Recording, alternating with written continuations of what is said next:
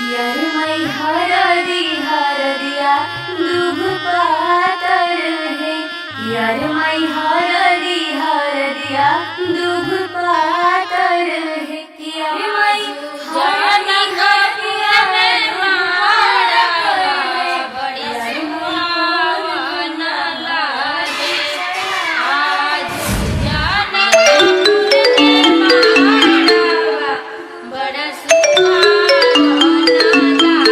Hello.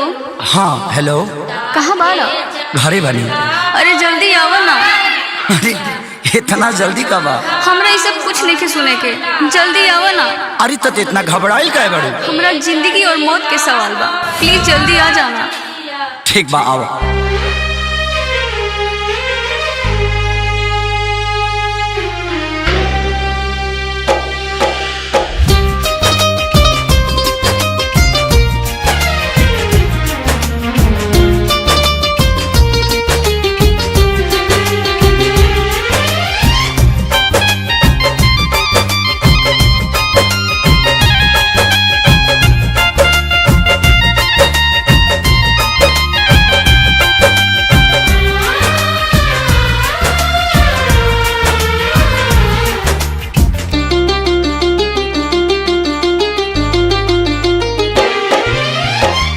पगली के भइल बाटे पागल के दासा, आज हमरा पता चलल प्रेम के भाषा।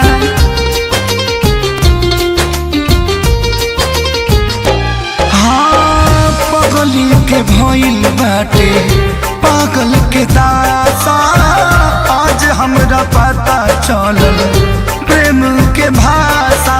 रोते रोते मिले हमसे आयल बड़ी, रोते रोते मिले हमसे आयल बड़ी।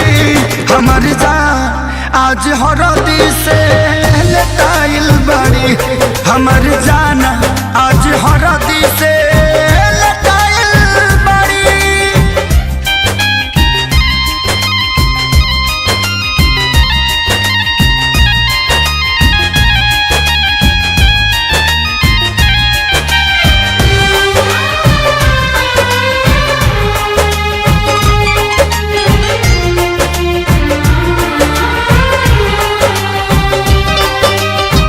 घर परिवार देख खोजत होई जा, छतिया पमुड़ी धके रोवा तारी एही जा।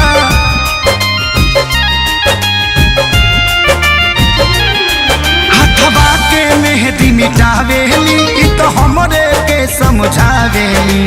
अखिया बाल राइल पागा लाइल बड़ी, अखिया बाल राइल पागा लाइल बड़ी। हमर जान आज हरद से लटाइल बड़ी, हमर जान आज हरद से लटाइल बड़ी।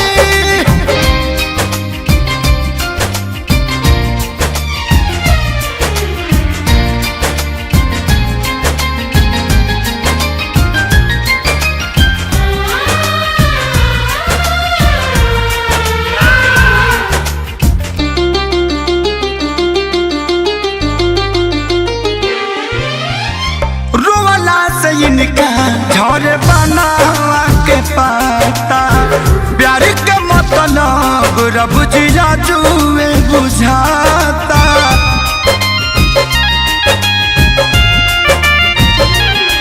हम इनका से तनिको खफा नहीं खी, काहे की जान बेवफा नहीं खी।